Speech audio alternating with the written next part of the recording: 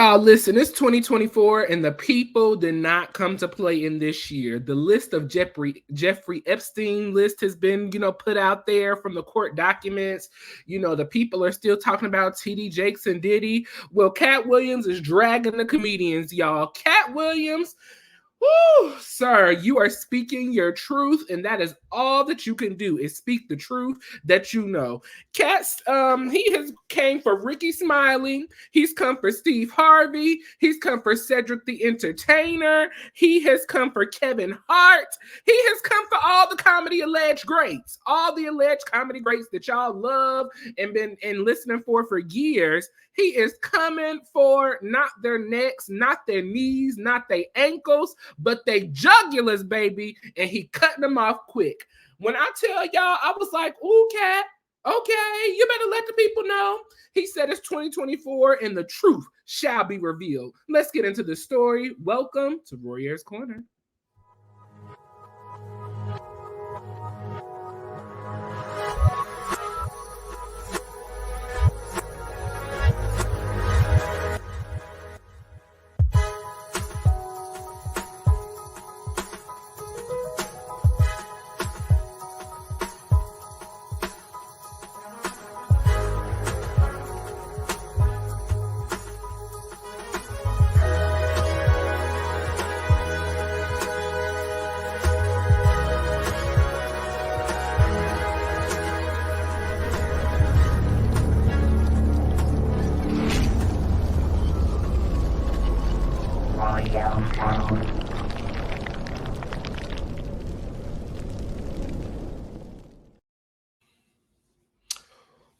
Okay, so people, Katt Williams, he had to share with us his thoughts and opinions of the comedy, scene these past couple of years and who's in charge and who ain't in charge. And he just really let us know. So Katt Williams, let me open up by saying, I really commend Katt for speaking his truth because he can only speak his truth, and he busted windows out the walls, literally. Like all the windows is busted out the walls. Like he spoke his truth. He said that Steve Harvey was never homeless. He said the very thing that he says about Marjorie today, he said about his first wife. He said that Cedric the Entertainer is not an entertainer at all. He can't sing. He can't dance. He can't write jokes. He said there's nothing funny about Ced. He said Ricky Smiley, he's not funny either. He said that, Ricky attempted to steal his, role in the movie Friday, and it was just a lot. It was a lot.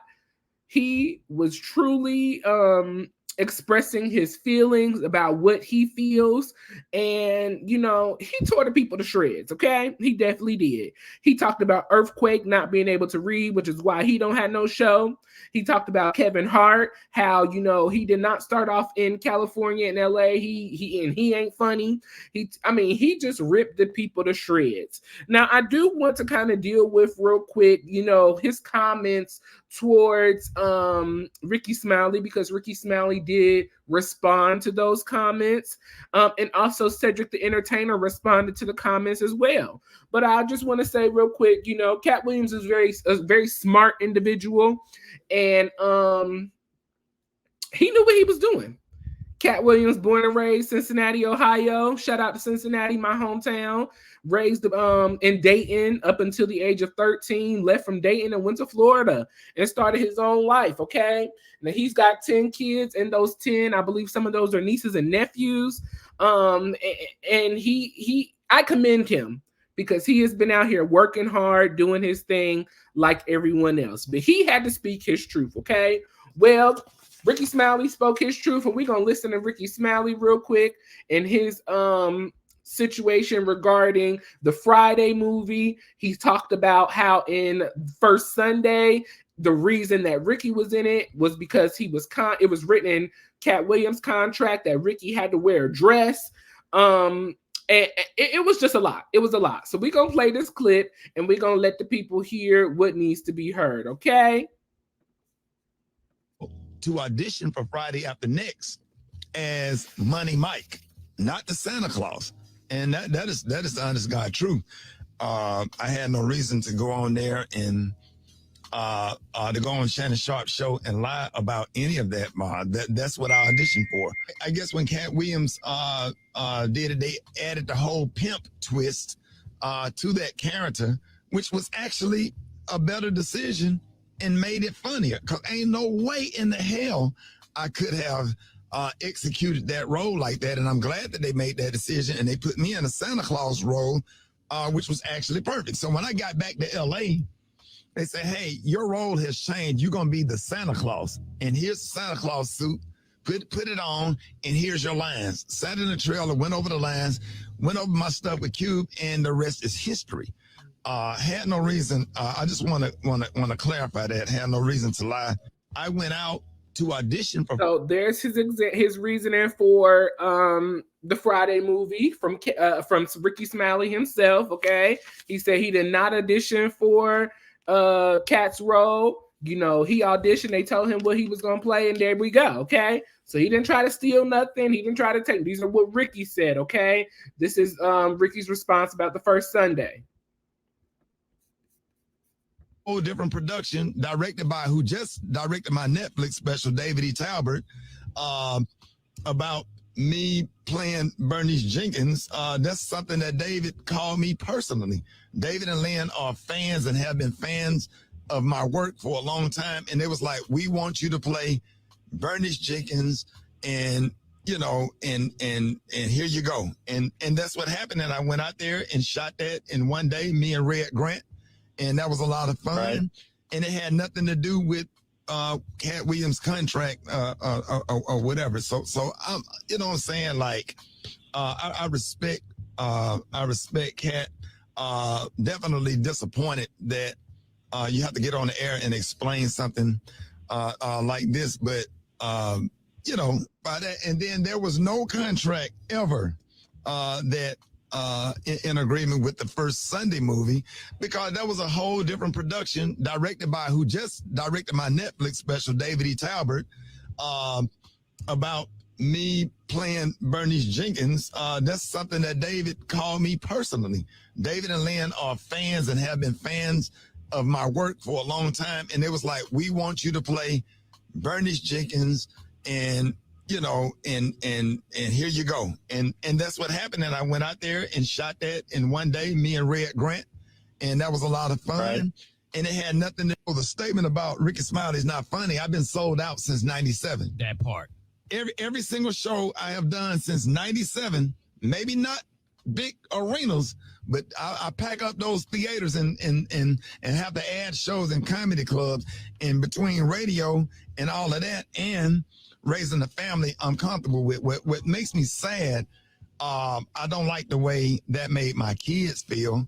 And that's why I'm not going to, you know, go after him, because he has kids and family members and nieces and nephews also. And it hurts our family members and people that do love us when we say hurtful things about each other.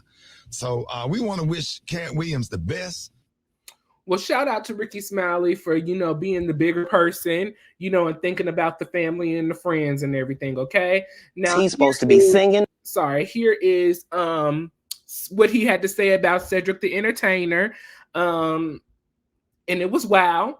And so we also have Cedric the Entertainer's response to what Katt Williams had to say. Okay. So go watch the Shannon Sharp interview. I'm not going to play what he had to say in regards to these specific individuals, because we want to watch and support him. But Cedric told. We'll see what Cedric had to say in his response. Okay, so here is that response here. What up, y'all? What's up? It's Sid. I'm gonna address this Katt Williams thing one time, man. I saw people on there really commenting about that. Look, I have no idea what this brother is talking about. That joke is over 30 years old, close to 30-something years old. I did the Kings of Comedy in 1999. Probably had been doing that joke 6-7 years before that. I don't even know if Katt was doing comedy then. So, you know, again, he's a talented brother. I have no idea what he's talking about. I've never seen Katt do a space shuttle joke. So, you know, that may be something that he believes is true. I've written a lot of jokes. I've had a lot of comedians steal my jokes as well. So I understand if you feel, slighted by that, but that's my joke. That's my joke, dog. Driving spaceship to the moon, cigarette, cutie pie rocking in the background, parallel parking the spaceship. It's my joke, dog. Okay, he said that's his joke, baby. That's his joke. And then that was back in 21. And so, he had comments to say on his Instagram as well. Revolutionist history. Regardless of whatever Katt opinion, my career can't be reduced to one joke Katt Williams claimed as his. I've been over 40, I've been I've been in over 40 movies. My specials and brands speak volumes for I am the people I have put on, including Cat in the Hat at the Gibson Amphitheater. Okay. So, he said all that tough talk is corny AF. I'm a grown man. And none of that stuff gonna go like you think. So, said he said what he said. Katt Williams said what he said. The people have spoken. I'm curious to see if Steve Harvey will speak up and say anything. Child, I look rough today. But y'all, this is just like this is a lot. The people are speaking in 2024, and I'm curious to see what's gonna come up next. Hit the like button on this video. Share your thoughts and opinions. Do you think Katt Williams was wrong for, outing his fellow comedians, for speaking his truth about them? Do you think, that Cedric the Entertainer stole his joke? Do you think that these people are not funny like he says? Leave your thoughts and opinions below. Hit the like button. Subscribe if you're not a subscriber. And I will catch y'all next time in Royer's Corner. Bye.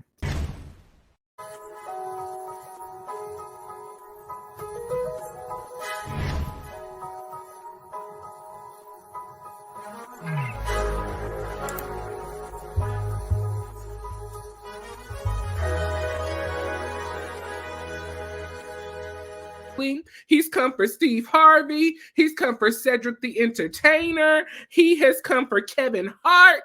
He has come for all the comedy alleged greats, all the alleged comedy greats that y'all love and been listening for years. He is coming for not their necks, not their knees, not their ankles, but their jugulars, baby. And he cutting them off quick. When I tell y'all, I was like, ooh, Katt. Okay, you better let the people know. He said it's 2024 and the truth shall be revealed. Let's get into the story. Welcome to Royer's Corner.